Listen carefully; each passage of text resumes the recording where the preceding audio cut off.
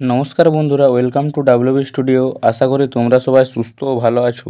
তো আজকের এই ভিডিওতে বিশেষ কিছু গুরুত্বপূর্ণ আপডেট তোমাদের সঙ্গে শেয়ার করার আছে, সেজন্য ভিডিওটি শেষ পর্যন্ত দেখার অনুরোধ রইল। এবং আমার চ্যানেলে নতুন হলে চ্যানেলটিকে প্লিজ সাবস্ক্রাইব করে যাবেন।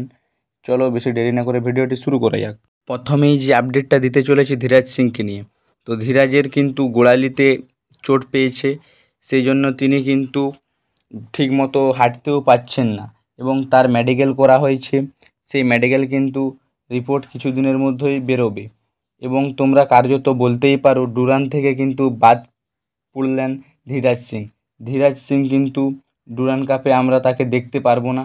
এবং পরবর্তী যে আপডেটটা দিতে চলেছি আনোয়ার আলীকে নিয়ে, তোমরা জেনে গেছো বা যারা জানো না তাদেরকে বলে দিই, আনোয়ার আলী কিন্তু এনওসি পেয়ে গেল।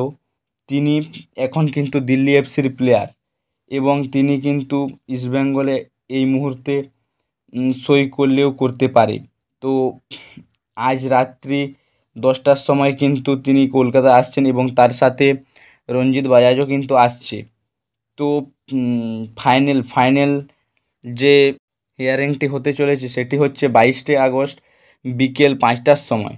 তো সেই সময় আগে পর্যন্ত কিন্তু আনোয়ার আলী যে কোনো টিমে সই করতে পারে। আমরা বলতে পারি ইস্টবেঙ্গলে তিনি কিন্তু এই মুহূর্তে সই করতে পারেন এবং সে 22 আগস্ট কিন্তু রায় বেরাবে, ফাইনাল রায় পিএসসির, এবং সেই সময় কিন্তু আমরা সব কিছু জানতে পারবো। কিন্তু এই সময়টা কিন্তু আনোয়ার আলী এনওসি পেয়ে গেছেন এবং আনোয়ার আলী খুব সম্ভবত খুব তাড়াতাড়ি কিন্তু ইস্টবেঙ্গলে সই করতে চলেছেন। এবং আজ রাতে কিন্তু আনোয়ার আলী এবং রঞ্জিত বাজাজ কলকাতাতে আসবেন এবং কালকে তার মেডিকেল টেস্ট করা হবে, তারপরেই ইস্টবেঙ্গলে তিনি হয়তো যোগদান করবেন। এবং 18 আগস্ট কিন্তু ডার্বিতে তাকে আমরা লাল হলুদ জার্সি গায়ে খেলতেও দেখতে পারি।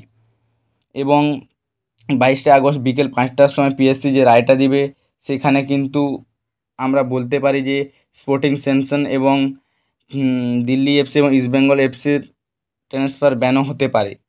তো এ নিয়ে পরে আলোচনা হবে। কিছু আপডেট পেলে আমি তোমাদের সঙ্গে শেয়ার করব। এবং ইস্টবেঙ্গল পরবর্তীকালে আনোয়ার আলীকে রেজিস্ট্রেশন করালে আমি তোমাদেরকে অবশ্যই আমার ভিডিওর মাধ্যমে জানাবো। তো পরের যে আপডেটটা দিতে চলেছি হেক্টর উইস্টেকে নিয়ে।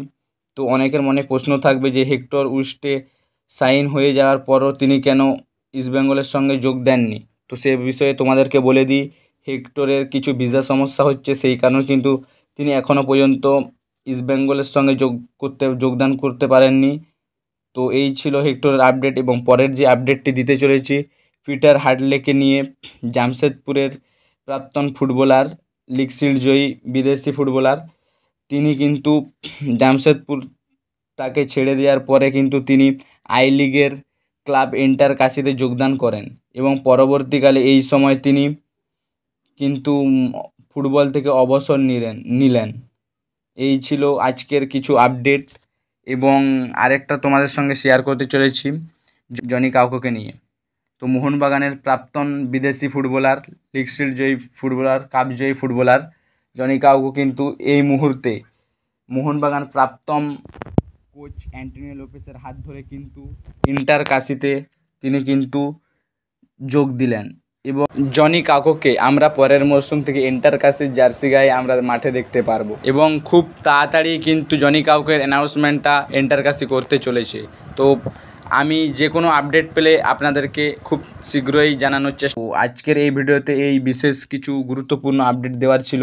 তো ভিডিওটি ভালো লাগলে কমেন্ট করে জানাবেন এবং চ্যানেলে নতুন হলে চ্যানেলটি প্লিজ সাবস্ক্রাইব করে যাবেন। চলো দেখা হচ্ছে নেক্সট ভিডিওতে। ধন্যবাদ।